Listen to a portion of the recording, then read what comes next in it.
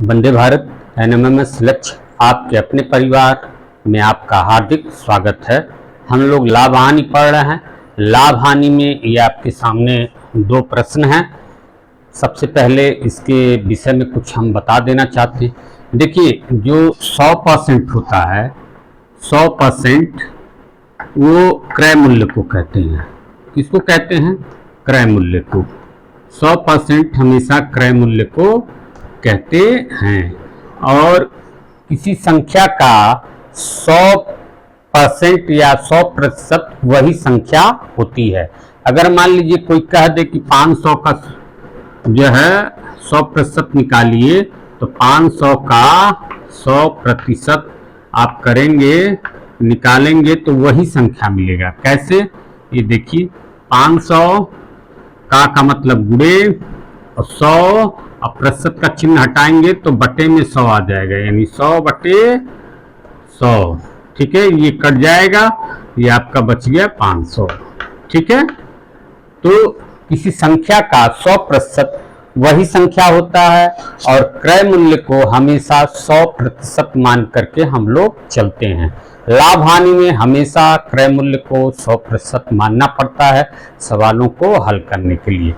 अब मान लीजिए, जैसे मान लीजिए क्रय मूल्य 100% है, अगर हमें 10% का लाभ हो रहा है तो हमने उस वस्तु को क्रय मूल्य के 110% में बेचा है।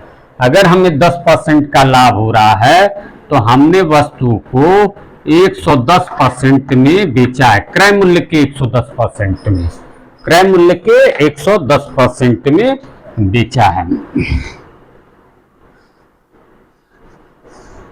अगर हमें 10% का लाभ हो रहा है, ये देखिए, अगर हमें 10% का लाभ हो रहा है तो हमने वस्तु को क्रय मूल्य के 110% पर बेचा है, यानी 110 हमने वस्तु को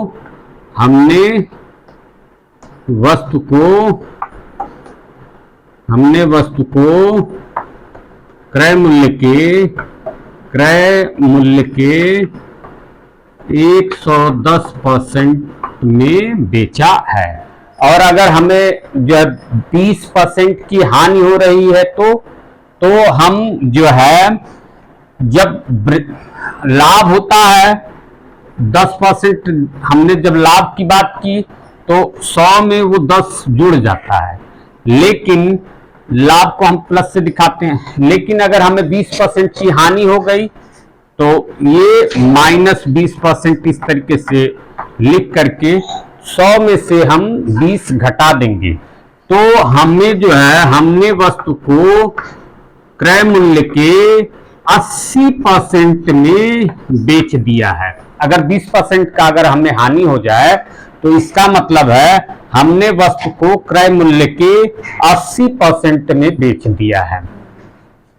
वो जो है 20% हानि वाला, हम 20 जो है 100 में से घटा देंगे।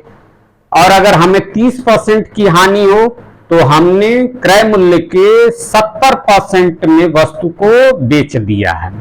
ठीक है, अगर हमें 30% का लाभ हो गया है तो हमने वस्तु को क्रय मूल्य के 130% में बेच दिया है। जब तक आप ये बात नहीं समझेंगे तब तक जो है लाभ हानि के सवाल लगाना उतना आसान नहीं रहेगा। ठीक है, इस बात को समझ लेंगे, बहुत आसान हो जाएगा। चलिए देखते हैं, अब सवाल लगाते हैं। देखिए, पहला सवाल है इसमें कि लिखा हुआ है एक घड़ी, लिखा हुआ है एक घड़ी 360 रुपए में खरीदी गई तथा 10% लाभ पर बेच दी गई। खरीदी कितने में गई? 360 रुपए में खरीदी गई तथा 10% लाभ पर बेच दी गई, तो उसका विक्रय मूल्य निर्धारित कीजिए। तो देखिए, ये जो 360 रुपए में खरीदी गई, यही तो क्रय मूल्य है। अब क्रय मूल्य को हम लोग प्रतिशत में क्या मानते हैं? 100%। क्रय मूल्य को प्रतिशत में क्या मानते हैं? 100%। तो यानी 100% का मान कितना है? 100% का मान दिया है 360 रुपए। कितना दिया है? 360 रुपए। अब कह रहा है खरीदी गई तथा उसे 10% लाभ पर बेच दिया गया, यानी 10% लाभ पर बेच दिया गया। तो जब 10% लाभ पर बेचा गया है तो 100 में 10 जुड़ जाएगा, यानी अब हमें 110% का मान चाहिए। बेच दिया गया तो उसका विक्रय मूल्य निर्धारित करिए, तो विक्रय मूल्य 110% में हो गया, तो अब हमें 110% का मान चाहिए, 110% का मान चाहिए। तो क्या होता है 110 गुणे 360 अब बटा 100, ठीक है, ऐसे ही तो निकालते हैं। अभी तक पहले वीडियो में मैंने लाभ हानि के यही तरीका बताया और प्रतिशत में भी यही तरीका बताया, चूंकि यहां लिख लीजिए और यहां इसलिए बना लीजिए। अब काटिए, देखिए 0 से 0 कट गया, फिर उसके बाद इस 0 से ये 0 कट गया। अब 36 में 11 का गुणा करना है, तो 36 में 11 का गुणा करेंगे आप, तो ये देखिए 36 और 11, तो ये 36 और 6, फिर 3, 6, 9, 3, 396। कितना आएगा 396 रुपए। कितना आएगा 396 रुपए 396 रुपए। ये तो इस तरीके से लगा सकते हैं। दूसरा और भी तरीका है लगाने का, ये आंसर है ये आपका, ठीक है। फिर से समझ लीजिए, एक घड़ी 360 रुपए में खरीदी गई तथा 10% लाभ पर बेच दी गई, तो उसका विक्रय मूल्य निर्धारित कीजिए। 100% यानी क्रय मूल्य 100% कहलाता है। हमने खरीदा कितने में है 360 में, रुपयों में तो खरीदा है 360 में, लेकिन उसका प्रतिशत क्या बनता है 100%। क्रय मूल्य को हमेशा 100% हम लोग कहते हैं, तो 100% का मान 360 रुपए। अब हमने 10% लाभ पर बेचा है, तो 10% लाभ इस 100% में जुड़ जाएगा, तो 110% हो जाएगा। तो 110% का ही मान तो पूछ रहा है, विक्रय मूल्य 110% है, तो 110% का मान आ गया आपका 396 रुपए, ठीक है। इसको इस तरीके से भी लिख सकते हैं, विक्रय मूल्य बराबर, इस तरीके से भी निकाल सकते हैं, विक्रय मूल्य बराबर क्रय मूल्य का 110%, क्रय मूल्य का 110%, ठीक है। इस तरीके से भी निकाल सकते हैं। अब क्रय मूल्य का मान रख दीजिए, क्रय मूल्य का मान कितना है 360, ठीक है। का मतलब गुणा हो गया, 110 तो आपका है ही, अब प्रतिशत का साइन हटाएंगे तो नीचे क्या हो जाएगा 100। फिर वही वाली बात हो गई, देखिए 360 गुणे 110 बटा 100, 360 गुणे 110 बटा 100 यानी 396। चाहे ऐसे लगाइए चाहे ऐसे लगाइए, लेकिन सबसे अच्छा तरीका यही है, ठीक है। ये भी जानते रहना है, कहीं कहीं इसका भी बड़ा उपयोग होता है, इसलिए इसको भी आप सीख लीजिए, ठीक। अगला क्वेश्चन देखिए, यदि एक टेबल 300 रुपए में खरीदा गया, यानी प्रतिशत में 100% का मान है, ये 300 रुपए क्रय मूल्य है, यदि उसे 20% हानि पर बेचा जाए तो उसका विक्रय मूल्य क्या होगा। अब 20% हानि मतलब 80% का मान पूछ रहा है, तो आप लिखेंगे चूंकि 100% का मान बराबर, चाहे ऐसे ही लिख दीजिए बिना शब्दों के, 100% का मान कितना है 300, ठीक है। यदि उसे 20% हानि पे बेचा जाए, तो हानि जब हुआ है तो 100 में से 20 घटा देंगे, वो हो जाएगा 80%। अब 80% का मान पूछ रहा है, तो 80 गुणे 300 बटा 100, ठीक है। ये 0 से 0 कटा, ये 0 से 0 कटा, अब ये 8 त्रिक 24 और 1 0 240 रुपए, ठीक है। ये आंसर है 240 रुपए। अगर इस तरीके से लगाना हो तो लिखेंगे विक्रय मूल्य बराबर क्रय मूल्य का 80%, क्रय मूल्य का 80%, क्योंकि जो विक्रय मूल्य है वो क्रय मूल्य का 80% ही तो निकलेगा। तो लिखिए क्रय मूल्य कितना है, क्रय मूल्य 300 है, तो 300 का 80%, ठीक है। तो ये देखिए 300 का मतलब गुणे 80/100। ये देखिए वही वाली बात हो गई, 80 गुणे 300/100, 80 गुणे 300/100 यानी 240 रुपए। ठीक है, मैंने दोनों तरीके से, ये भी दो तरीके से बता दिया, ये भी दो तरीके से बता दिया। अब आप लोग इसको जो है नोट कर लीजिए, इसके आगे अभी मैं फिर क्वेश्चन ला। चलिए क्वेश्चन नंबर 8 देखते हैं।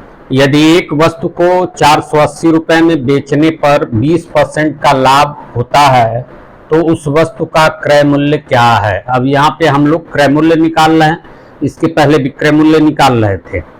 तो यहाँ ध्यान से देखिए, यदि एक वस्तु को 480 रुपए में बेचने पर, यानी रुपए में 480, बेचने पर 20% का लाभ। 20% का लाभ का मतलब क्या है, क्रय मूल्य तो 100% होता है, और जब 20% का लाभ हुआ तो 20 उसमें जुड़ जाएगा, यानी 120%।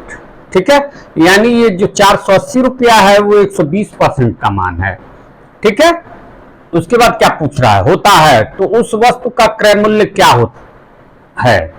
तो क्रय मूल्य 100% मानते हैं, 100% को ही क्रय मूल्य कहते हैं, यानी 120% का मान 480 है तो 100% का मान हमें निकालना है, वही क्रय मूल्य है। चलिए लिखिए, चूंकि 120% का मान, 120% का मान बराबर 480 रुपए। ठीक है, इसलिए क्रय मूल्य जो है 100% को कहते हैं, इसलिए 100% का मान, 100% का मान तो 100 गुणे 480 अब बटे में 120। ठीक है, 0 से 0 गया, 12 चौक 48, और 4 में 100 का गुणा करेंगे तो 400। ठीक है, 400 रुपए। ठीक है, ये 400 रुपए क्रय मूल्य है। इसको लगाने का एक तरीका और है, वो फार्मूले से है। उस फार्मूले में होता है क्रय मूल्य बराबर विक्रय मूल्य गुणे, ऊपर 100 लिखते हैं और नीचे जो है 100 में जितना लाभ या हानि रहता है, अगर लाभ रहेगा तो उसको 100 में जोड़ देते हैं, और अगर हानि रहेगा तो उसको 100 में से घटा देते हैं। यहाँ लाभ है 20%, तो नीचे 120%, मतलब 120 लिख देते हैं। तो देखिए ये विक्रय मूल्य 480 है, यहाँ 480 हो जाएगा, अब गुणे 100 हो जाएगा, अब बटा में 120 हो जाएगा, वही चीज हो जाएगा, 400 रुपए आंसर आ जाएगा। ठीक है, लेकिन आप लोग ऐसे ही करिए सूत्र, लेकिन याद रखिएगा कभी कभी सूत्र का जो है उपयोग होता है, उसको याद रखना जरूरी है, बस करने का तरीका इसे अपनाइए। चलिए आगे वाला क्वेश्चन देखिए। एक चूल्हे को 840 रुपए में बेचने पर एक दुकानदार को 4% की हानि होती है, यानी 4% की हानि का मतलब क्या है, क्रय मूल्य से 4% कम पर हम बेच रहे हैं, और कम पर बेचने का मतलब 96% पे बेच रहे हैं, और 96% में मान है और उसका रुपए में मान 840 है। तो 96 लिखेंगे, चूंकि 96% यानी 96% का मान बराबर 840 रुपए। फिर पूछ क्या रहा है, 4% की हानि होती है तो चूल्हे का क्रय मूल्य कितना है। क्रय मूल्य 100% को बोलते हैं, तो 100% का मान निकाल लीजिए, इसलिए 100% का मान बराबर 100%, परसेंट का चिन्ह कट जाता है, एक ऊपर आता है एक नीचे आता है, इसलिए परसेंट का चिन्ह यहाँ पर गुणा भाग में हम यूज नहीं करते हैं। 100 गुणे 840 बटा 96 गुणा भाग करेंगे तो ये आपका 4 से काटिए तो 4 4 दूनी 8, 4 चौके 16, 24 हुआ। 4 से इसको काटेंगे तो 4 दूनी 8, 4 एकम 4, 210 हुआ। फिर उसके बाद ये आपका 4 से इसको काटेंगे, 4 छक 24, 4 से इसको काटेंगे 25, ठीक है।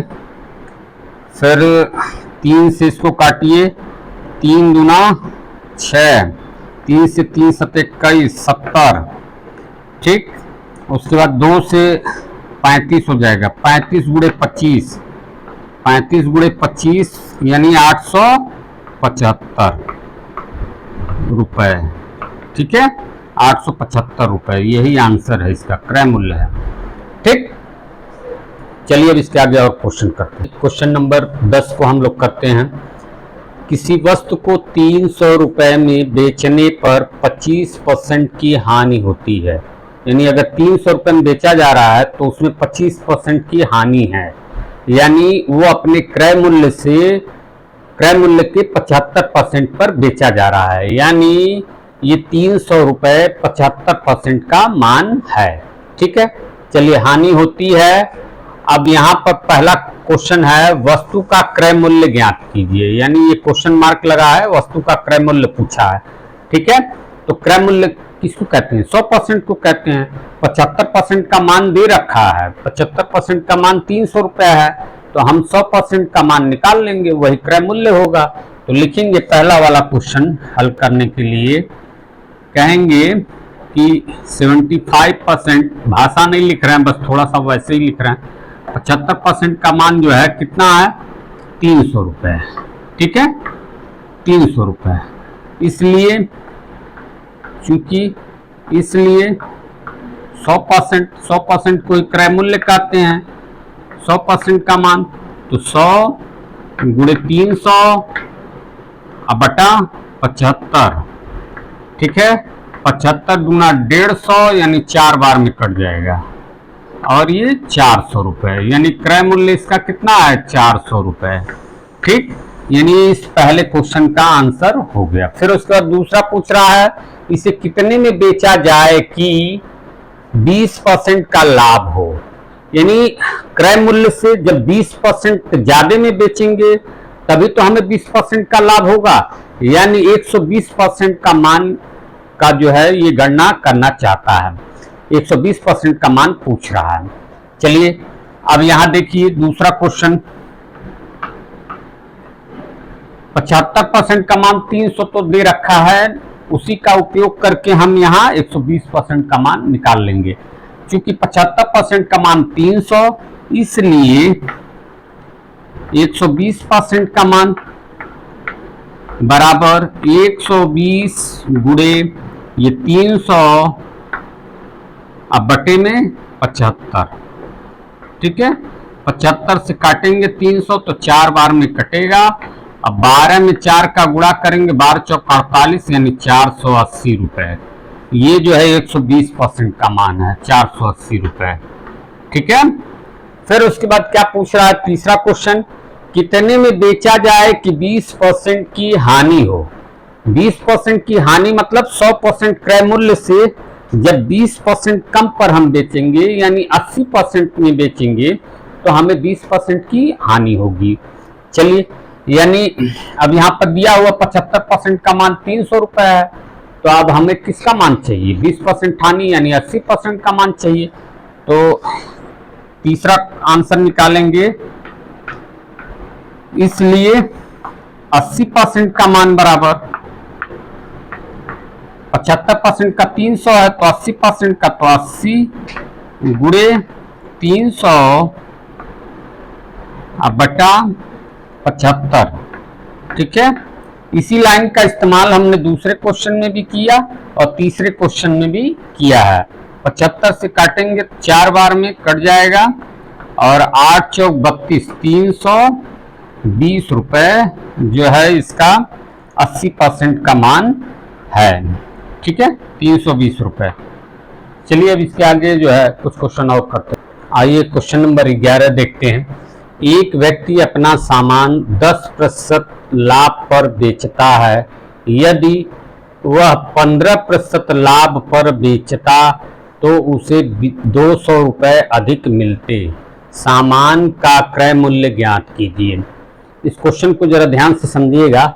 यहाँ पे लिखा है एक व्यक्ति अपना सामान 10% लाभ पर बेचता है, यानी 10% लाभ पर जब बेचता है, फिर उसके बाद कह रहा है यदि वह 15% लाभ पर बेचता तो उसे 200 रुपये अधिक मिलते।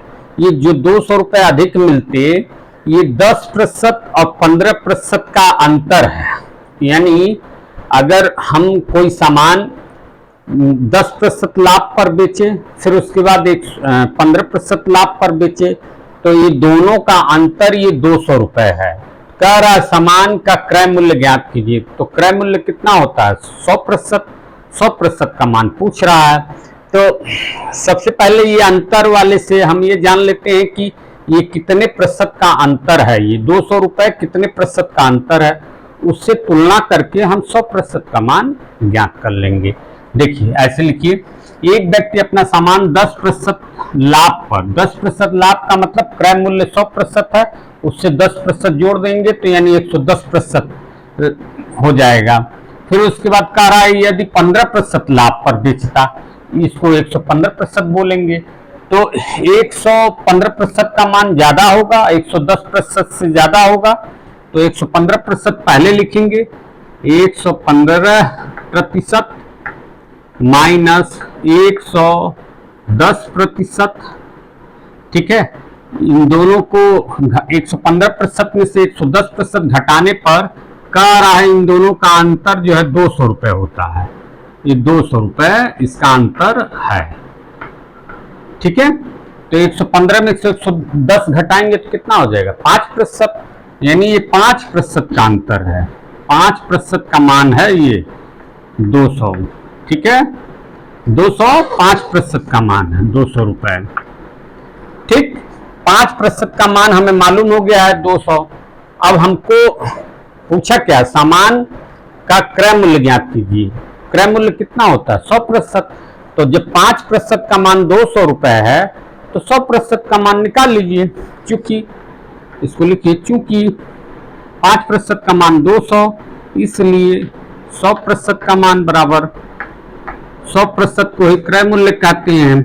तो 100 गुणे 200 अब बटे में 5, बटे में 5, 5 से काटिए, 5 चौक 20 और ये 4 40, ठीक है। 40 में 100 का गुणा करेंगे तो आपका आ जाएगा 40 और पीछे ये 2 जीरो लग जाएंगे, यानी 4000 रुपये, ठीक है। यानी सामान का जो क्रय मूल्य है वो 4000 रुपये है।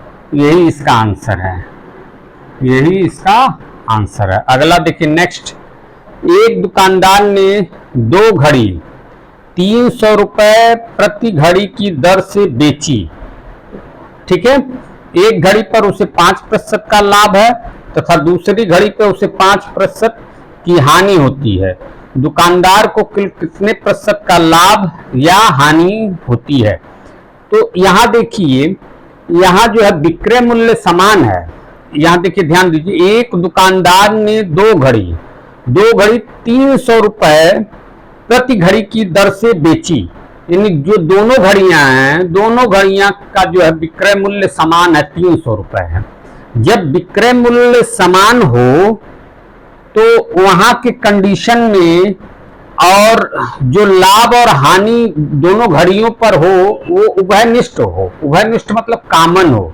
यहाँ पर देखिए लिखा हुआ एक घड़ी पर उसे 5% का लाभ हो रहा है।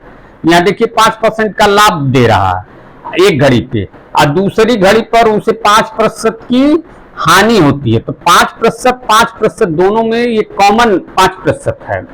तो ऐसे कंडीशन में सदैव जो हानि होती है, एक पे लाभ हो और एक पर हानि हो, और भी उभयनिष्ठ लाभ हानि हो, तो ऐसे कंडीशन में सदैव हानि होती है। और इसका एक स्पेशल फार्मूला होता है, उसको आप यूज कर लीजिए, इसका आंसर निकल जाएगा। फार्मूला ये होता है कि सदैव चूंकि हानि होती है तो हानि प्रतिशतता, हानि प्रतिशतता, हानि प्रतिशत निकालना है, प्रतिशत लिखने की जगह हम प्रतिशत का साइन लगा दिए हैं, बराबर हानि प्रतिशतता बराबर उभयनिष्ठ, उभयनिष्ठ यानी कॉमन, उभयनिष्ठ, उभयनिष्ठ, उभयनिष्ठ लाभ या हानि, लाभ या हानि जो भी हो रहा हो, क्योंकि एक पे लाभ होता है एक पे हानि होती है, दोनों कॉमन नंबर होता है, तो लाभ हानि जो भी आप लिखना चाहें वो लिख लें। एक उभयनिष्ठ लाभ बटा हानि यानी कोई एक चीज बटा 10 का होल स्क्वायर, ये फार्मूला है, इस फार्मूले का यूज किया जाता है, होल स्क्वायर, ये 2 है, ठीक है। अब उभयनिष्ठ लाभ या हानि यानी दोनों में कॉमन क्या है 5%, तो ये 5% को ऐसे लिख लीजिए यहां पर, यानी 5 अब बटा नीचे क्या है 10 का होल स्क्वायर, ठीक है।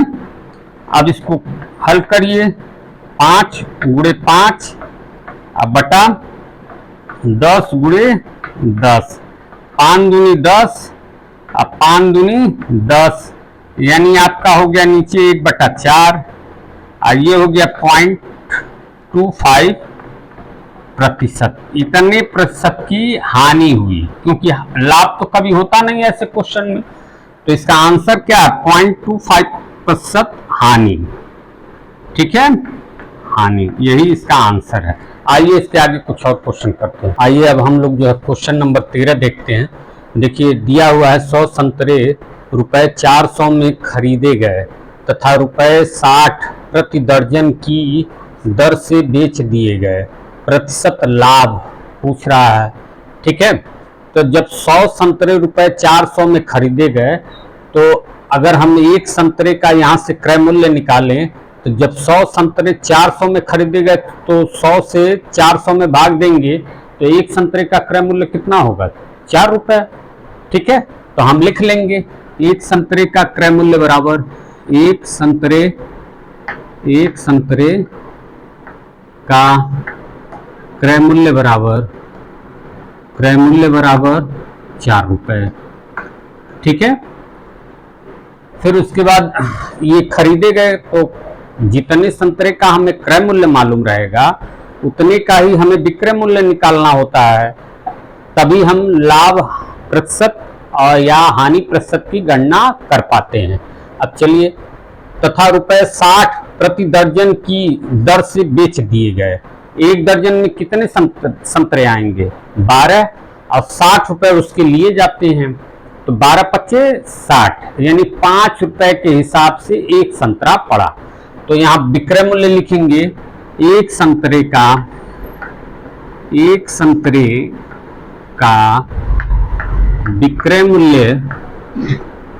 विक्रय मूल्य बराबर 5 रुपए, ठीक है। तो अब यहाँ पर लाभ कितना है, विक्रय मूल्य में से क्रय मूल्य घटा देते हैं, तो 1 रुपए का लाभ है, तो लाभ प्रतिशत की गणना करना है, तो लाभ प्रतिशत बराबर, लाभ प्रतिशत, यहाँ प्रतिशत का हम चिन्ह बना लेते हैं, लाभ प्रतिशत न लिख करके प्रतिशत का चिन्ह बना लेते हैं।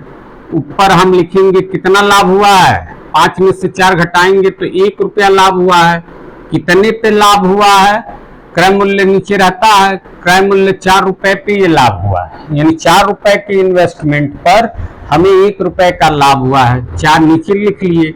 अब गुणे 100% कर लेते हैं, 100%, 4 से 100 में भाग देंगे तो 25 आएगा, 25 का 1 में गुणा करेंगे तो 25%, यानी 25% का लाभ जो है कमाता है। चलिए अगला क्वेश्चन देखते हैं, 14वां। ताजा मछली को सुखाने पर उसका भार 1/3 रह जाता है, यानी अगर ताजा मछली है उसको जब सुखा दिया जाता है तो अपने भार का 1/3 हो जाता है, यानी अगर वो जो है पहले 3 किलो था तो वो 1 किलो हो जाता है सूखने के बाद।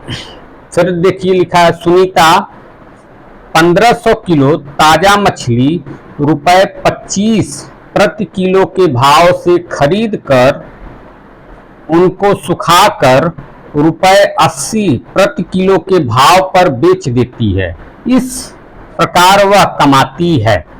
तो पहले तो क्रय मूल्य इसका निकाल लें। तो क्रय मूल्य कितना है, 1500 किलो ताजा मछली खरीदती है, 25 रुपए के हिसाब से खरीदती है। तो निकाल लेते हैं क्रय मूल्य। क्रय मूल्य बराबर हो जाएगा 1500 किलो खरीदती है, 1500 किलो खरीदती है और किस हिसाब से खरीदती है, 25 रुपया प्रति 25 रुपए के हिसाब से खरीदती है। ठीक है, तो 1500 में 25 का गुणा करेंगे तो 25 15 यानी आपका आ जाएगा 37,500 रुपए।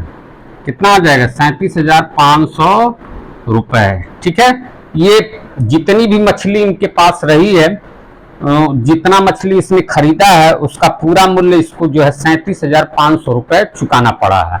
ठीक है, अब फिर उतनी ही मछली जितनी उसने खरीदा है उतनी ही मछली जो है सुखा करके वो बेचती है। ठीक है, सुखाने के बाद जो है वो मछली आप जानते हैं कि 1/3 अपने भार का हो जाती है और उसके बाद वो 80 रुपए प्रति किलो के भाव से बेचती है। क्योंकि उसका भार कम होता है तो उसका वो दाम बढ़ा देती है। तो अब विक्रय मूल्य देखिए, विक्रय मूल्य बराबर, अब ये जो 1500 किलो जो ताजा मछली ली है, अब इसको जब सुखाएगी तो ये अपने भार का 1/3 रह जाएगा, यानी 3 से हमें 1500 में भाग देना पड़ेगा। 3 से 1500 में भाग देंगे तो कितना हो जाएगा, 500 केजी हो जाएगा। यानी सूखने के बाद मछली 500 केजी हो जाएगी। तो विक्रय मूल्य में जो है मछली का भार कितना हो जाएगा, 500 किलोग्राम, 500 किलो हो जाएगा। और उसका दाम कितना ले रही है ये प्रति किलो का, वो 80 रुपए ले रही है, गुणे 80। ठीक है, 80 रुपए, यहाँ भी रुपए ही लिख देना था हमें। ठीक है, ये 80 रुपए गुणा करेंगे तो 5 8 8 25 40 यानी 40,000 कायदाई सैकड़ा हजार 10,000, 40,000 रुपए जो है इसका विक्रय मूल्य पड़ा। ठीक है, 40,000 रुपए इसका विक्रय मूल्य पड़ा। अब क्या रहा, 80 प्रति किलो के भाव से बेच देती है, इस प्रकार वह कमाती है। इस प्रकार कमाती कितना है, इसमें से यानी विक्रय मूल्य में से ये क्रय मूल्य घटा देंगे, वही उसका लाभ यानी कमाना होगा। तो लाभ यानी कमाना हो जाएगा, कमाना बराबर 40,000 इकाई दहाई सैकड़ा हजार 10,000 माइनस 37,500 घटाएंगे तो 2,500 रुपए यही कमाता है। क्वेश्चन में तो यही लिखा है कितना कमाती है। अगर इसमें पूछता कितने प्रतिशत लाभ है तो क्या करते, प्रतिशत लाभ में जितना ये कमाती है वो कितने पे कमाती है, 2500 रुपया कमाती है तो 37,500 पे कमाती है। अगर प्रतिशत लाभ पूछता है, आंसर तो यहीं तक हो गया आपका। अगर प्रतिशत लाभ पूछता तो ये 2500 जो है ये कमाती है, किस पे कमाती है, 37,500 पे कमाती है। अब गुणे 100% कर लेते, गुणे 100% कर लेते, इसका जो घटाना गुणा भाग जो करते जो आता वही प्रतिशत लाभ हो जाता है। ठीक है, वही प्रतिशत लाभ हो जाता है। लेकिन इसने प्रतिशत लाभ न पूछ करके सिर्फ इतना पूछा है, इस प्रकार वह कमाती है, तो वो 2,500 रुपए कमाती है। इस प्रकार से जो है वीडियो जो मैं यही समाप्त करना चाहता हूँ। मेरे जो वीडियो के व्यूअर्स हैं वो कुल 100% में से जो सब्सक्राइबर हैं वो सिर्फ 18% हैं। अगर वीडियो देख रहे हैं तो उसको सब्सक्राइब कर लीजिए। सब्सक्राइब करने में मात्र 1 सेकंड का समय लगता है, आप 1 सेकंड में जो है उसको बटन को दबाइए, सब्सक्राइब हो जाएगा। ठीक है, इसी के साथ मैं वीडियो समाप्त कर रहा हूँ। वंदे भारत।